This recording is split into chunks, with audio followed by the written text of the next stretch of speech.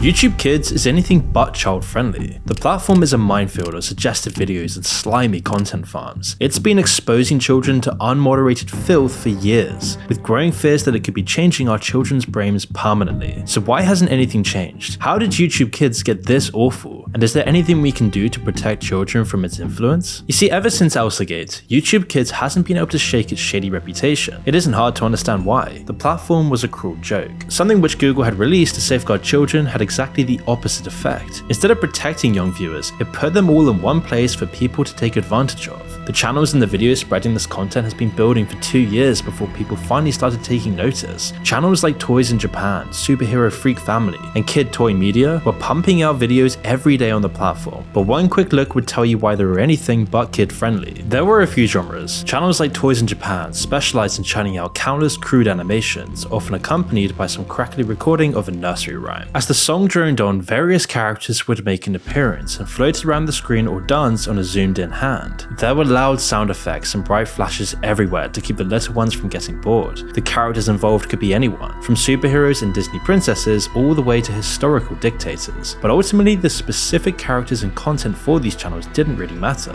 Instead, it was all about keeping the videos rhythmic, colorful, and repetitive.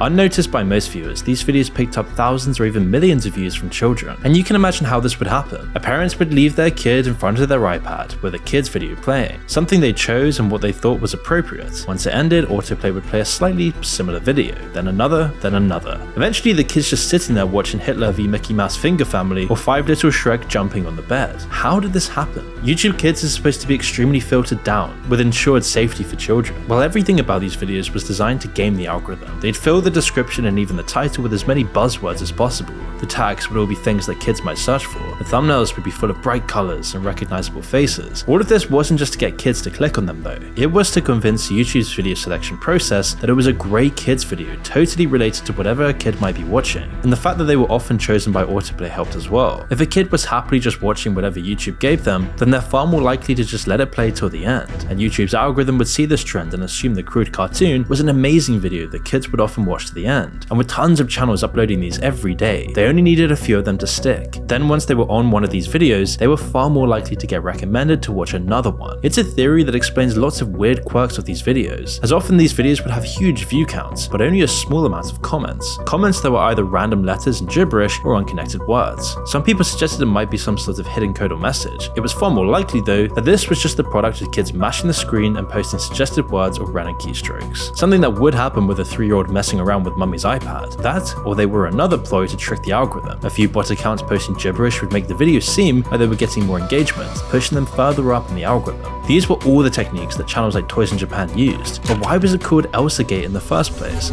But before we continue, I want to tell you about something that's made a huge difference in my writing. Like many of you who work, I'm constantly juggling emails and writing for the channel, but this isn't always easy. However, this is where Grammarly comes in. It's not just for those who write a lot, who have important writing to do. It's for anyone who wants to make a greater impact with their everyday communication. Grammarly is this incredible AI writing partner that helps everyone write better and faster. When I use Grammarly, my writing is so much clearer and more compelling. It's great for writing quick emails or even writing these scripts. It's like having an expert editor right there with you, making your points so much more compelling. But it's not just that. Grammarly's AI speeds up the writing process significantly. Whether it's drafting up a quick email or crafting the sentences in these scripts, it saves me so much time. And in fact, professionals actually spend about 88% of their work week communicating, and written communication is a huge part of this. But Grammarly has been refining their communication AI for 14 years and is trusted by tens of millions of professionals. In fact, 96% of Grammarly users report more impactful writing by using it. Not to mention they also respect your privacy at the same time. Grammarly does not sell your data to any third parties to train their AI models, and we as users have full control over our data, so much so that you can actually request a personal data report at any time to see what's associated with your account. And the best part is,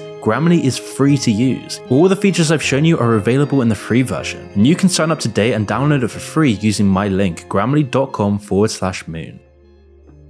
Well, as well as the dancing dictators and the poorly recorded nursery rhymes, there was also a different kind of video. Some channels use all the same tricks that we just talked about, but they made live action content instead. And at first, it could seem kind of innocent. Just people dressed up like Spider-Man, Batman, or Elsa making funny faces and doing weird stuff on camera. There wasn't really any dialogue or story, just loud noises and bad acting. But it was the content that was the problem. It would have been so easy for these channels to have their poorly costume actors get into child-friendly situations. Instead, they seemed like they were getting out of their way to make them do the most disturbing things possible. One video showed the Joker kidnapping Elsa and throwing her in the trunk of a car. Another showed Spider-Man getting pregnant. The worst though were the videos that were clearly inspired by fetish content, where they showcased fake portrayals of the characters ingesting bodily fluids or performing medical procedures on each other. Some of the scenes even bordered on snuff content. It was all truly disturbing. It was as offensive and provocative as possible, all set in a kid-friendly coating of overacting, colours, and exaggerated expressions. Toddlers and children who didn't understand it would be taught that this was normal, or if they were old enough to at least understand it, it could make them watch more videos and learn about these things far too early on in their lives. And as traumatic as it might prove for the kids in the audience, they were at least better off than some of the kids starring in the videos, as awfully lots of these videos had real children in costume playing along with the scenarios. One of the most prolific channels posting this content was called Webs and Tiaras. Even a full year before the scandal really took off, they had amassed over 1 billion views on these sorts of videos. In May of 2016, Webs and Tiaras was the 3rd most watched channel on the entire site. The strange thing was though that despite these crazy stats, barely anyone had heard of it. Other than one prophetic news article, people were barely paying attention. It called into question how real the views really were. How could millions of kids be watching this without anyone noticing for years? Either Webs and Tiaras and channels like them were using bot accounts and spoofing massive view counts, or the millions of iPad kids watching were even more neglected than we thought they were. But once internet commentators and mainstream media started taking notice, it did seem like this was all going to be over, as YouTube cracked down and started banning Elsagete channels by the hundreds, if not thousands. Some of the channels even faced criminal proceedings. One channel called Toy Freaks, ran by a single father and his 2 children, was investigated by the US authorities for child abuse. But despite the kids clearly suffering and hating every minute of it, the authorities didn't go any further. Instead, the dad was free to line his own pockets and keep all the money that his 8.5 million subscribers had made for him.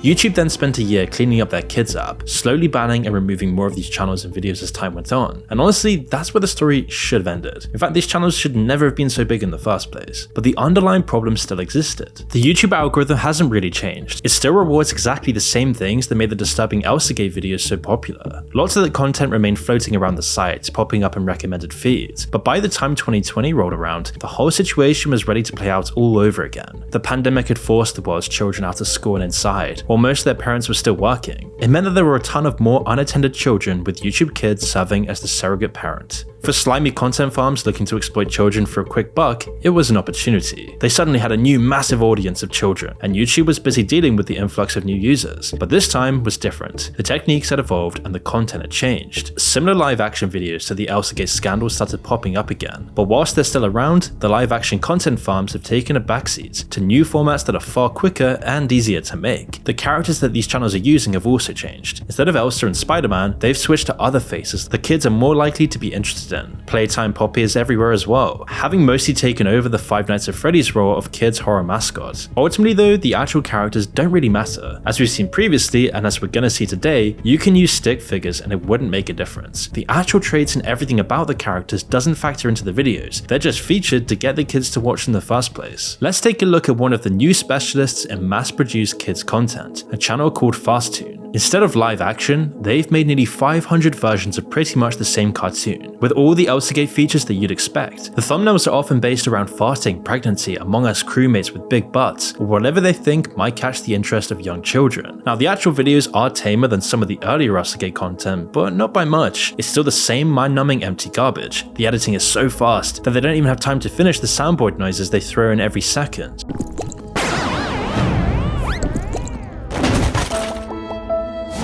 And with over 1.6 million subscribers and over 800 million views, they're raking it in. Despite how much YouTube censors everyone else or tries to push these channels out of the eyes of the media, it's always been a problem ever since 2016. And while the content will change and the actual channels themselves will change as well, the underlying problems are still there. YouTube's algorithm isn't just exploitable, it rewards the disturbing stuff that these channels pump out. It's a tragedy that the thumbnails you're seeing now and the videos that accompany them are what's breaking the innocence of potentially millions of children around the world. They're being prematurely introduced into an adult world that they don't understand and that could have serious detrimental effects on their development. Kids watching these channels will see these disturbing things, but it will be accompanied by everything they find entertaining and exciting as well. They like Among Us, they like loud sound effects and energetic pacing, and that gets wrapped up in things they don't understand, but will still find fascinating in some way. They must do, or these channels wouldn't bother adding it in. For them, it's just another tool in their kit, a means of an end to get children's attention, which is really creepy. And we don't really know how children develop their tastes as they grow older, at least not enough to predict the outcome of this.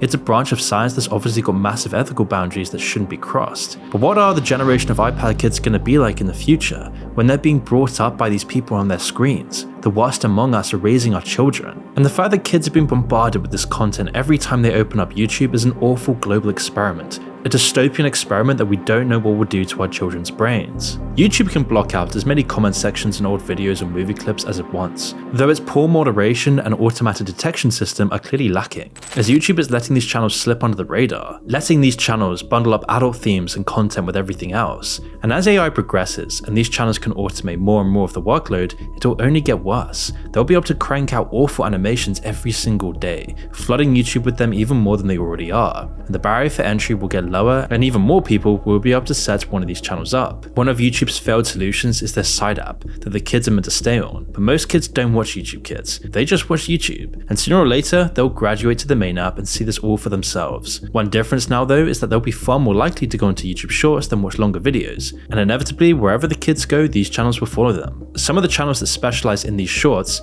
show us exactly why we need to be careful here. Finil from Ohio is a strange channel that almost exclusively uploaded shorts clearly intended for children, and the formula is pretty simple. Footage of a mobile game on the bottom of the screen plays, while the sound effects and pictures at the top react to what's happening. It's not the adult nature of the content itself that's disturbing, although some of that is still present. The thumbnails are full of recognizable faces and cartoon sexualized imagery to grab kids' attention. But at this point, this is just normal, unfortunately. Instead, it's the way it's packaged that's harmful. Constant sound effects, tonal shifts, and at least 3 things to focus on at all times makes this the most brain-rotting content out there, destroying our attention spans. And just 90 of these videos have been so addictive and powerful that it's already given the channel nearly 1.5 million subscribers. It's hard to tell whether the content is AI generated or not, but even if it isn't now, it will be soon.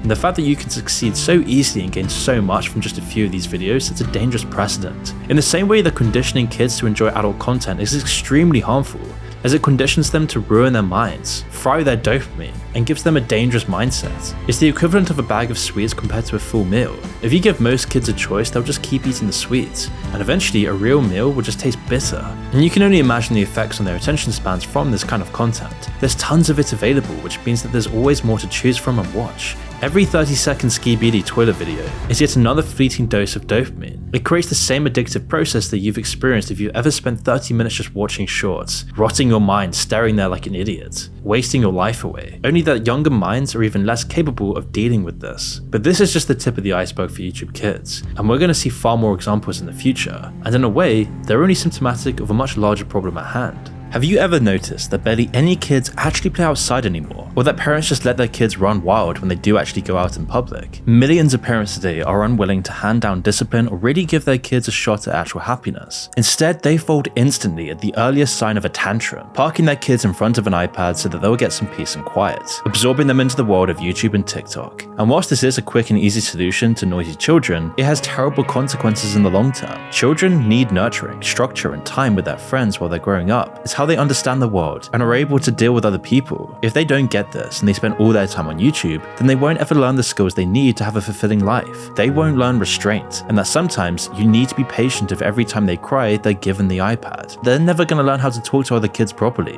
and they'll be unable to really have empathy if all their interactions come from tapping a touchscreen. Instead, YouTube and the other platforms that parents are using are teaching their kids how to be addicts. Some of their earliest experiences are getting dopamine hits from clicking on a new video, then feeling it quickly fade away until they click on another one. It's trapping them in a vicious cycle. If they can't shake this behavior when they grow up, it'll be that much easier for them to fall into other addictions when they're older. Even for the kids that do have good parents, it's making the world around them that much worse. You can only imagine what Generation Alpha is going to look like. I mean, kids who do grow up without all of these problems, kids who aren't iPad kids, will never understand why most of their peers can barely hold a conversation or throw a tantrum at the slightest inconvenience. They'll feel alienated because they're different. In fact, a recent survey found that a third of kids in the US and UK want to be YouTubers when they grow up. This harsh, chaotic online landscape is their entire world now. Never mind how harmful the actual Elsagete videos are, the fact that so many kids everywhere around the world are being parented by YouTube is a real tragedy. And Elsagete just shows how bad of a surrogate parents YouTube really is. These channels, and even YouTube in general, is profiting from a society-wide wave of absentee parents and neglected kids. They've created a platform that encourages the evolution of ever more distracting and effective content aimed squarely at children, a never-ending arms race of channels competing for their attention. Because of poor moderation, pretty much every trick in the book is allowed, and it's systematically stunting kids across the world. But YouTube doesn't care, in fact they're actively profiting from it. As recently of 2023, YouTube has been accused of not only running targeted adverts on kids' content when they promised they wouldn't, but they've also been accused of trafficking and collecting data from these kids in order to target the ads. Children's safety groups as well as an advertising firm have published evidence as well as shown how they did it through Google services themselves. Google of course denied the allegations, but if they're found to be lying, there could be a massive fine on the horizon. Still, these tech companies seem to get fined almost every day, and it rarely makes a dent on their profit lines. As with everything, we'll need to see the harsh consequences of YouTube's attention-sucking machine before anything actually happens, and we can't expect them to ever actually change. The real solution lies with parents themselves. It lies in an economy that doesn't drain the parents, that doesn't make them so exhausted at the end of the day that they always just give their children the iPad to ignore them. It lies in the older generation seeing what YouTube and the internet are doing to children and making a stand before Generation Alpha grows up.